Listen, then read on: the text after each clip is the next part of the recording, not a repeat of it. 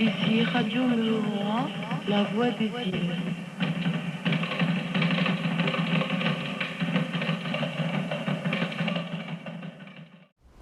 J'ai eu la chance, le privilège de travailler à Mururoa.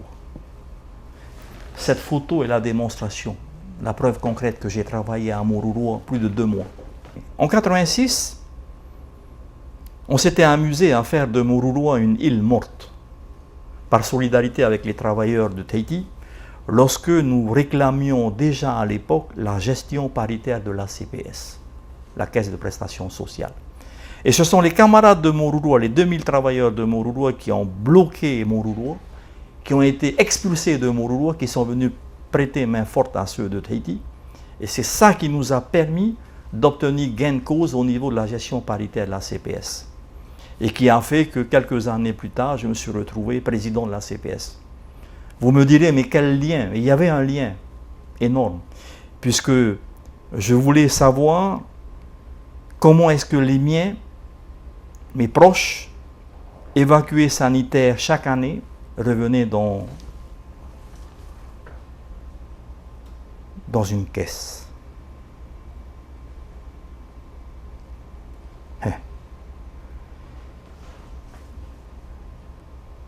À Mururoa, l'apartheid existait. Et durant plusieurs années, tous les travailleurs des entreprises sous-traitantes n'ont pas été déclarés à la CPS. Il n'y avait pas de suivi médical à Mururoa. Seuls les travailleurs du CEA étaient suivis, ou du CEP. Mais ceux des entreprises sous-traitantes, les visites médicales étaient bâclées. A-E-I-O-U. Terminé. C'est bon. Vous partez. Mais dès que vous ouvrez votre gueule à Mururoa, premier avion, vous rentrez. Et je m'étais promis, juré de mettre un terme à ces problèmes de discrimination raciale.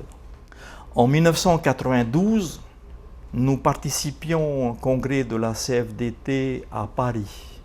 Et là-bas, grande surprise, le président de la République, feu François Mitterrand, prend la décision de suspendre les essais nucléaires. Ouf! Quel soulagement pour nous. Et aussitôt, de ces négociations que nous avons menées à Paris vont déboucher non seulement le pacte de progrès, mais surtout la mise sur place de notre première grande victoire sociale et syndicale, j'allais dire humaine et humanitaire, la mise en place de la protection sociale généralisée. C'était déjà un geste fort que l'on faisait en faveur des familles de ceux et celles qui nous avaient quittés à Mururoa. Et en 1995, le texte est voté à l'Assemblée. Et malheureusement, en France, M. Chirac succède à M. Mitterrand, c'est le choix démocratique des Français, et prend comme première décision de refaire péter les bombinettes qui avaient cessé de péter depuis plus de 3 ans. Et cette fois-là, les manifestations que nous avons faites à Tahiti étaient d'ampleur. On a réussi donc durant cette période de mai-juin 1995 à septembre 1995 à faire la démonstration à l'État que tout un peuple ne voulait plus de ces explosions nucléaires.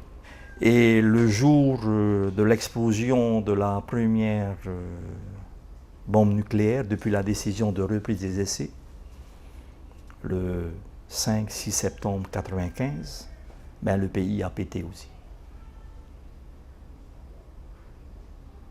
Avec les miens, nous avons fait la prison. C'est des choses qu'on n'oublie pas, qui marquent un homme, qui marquent une famille.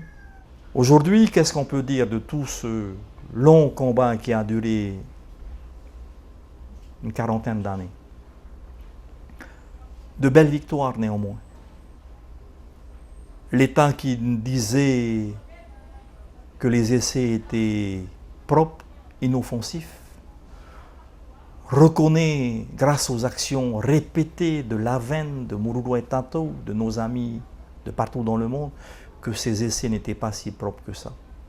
La décision qu'a prise le général de Gaulle de nous imposer, sans notre avis, ces expériences chez nous, a tué ce peuple.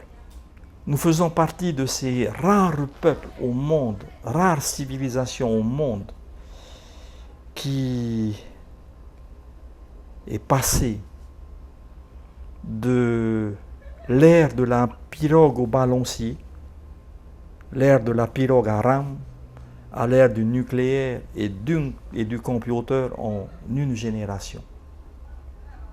Voilà, merci aussi aux hommes politiques actuels qui continuent le combat, Oscar, Jackie. Merci aux églises, et notamment à l'église protestante Mahou. Et à toutes ces femmes et ces hommes illustres ou pas connus qui se battent au quotidien également, qui se lèvent quand on se lève.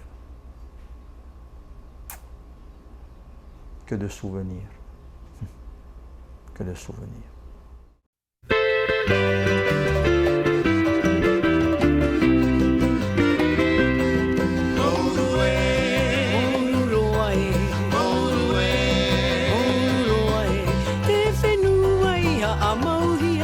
Te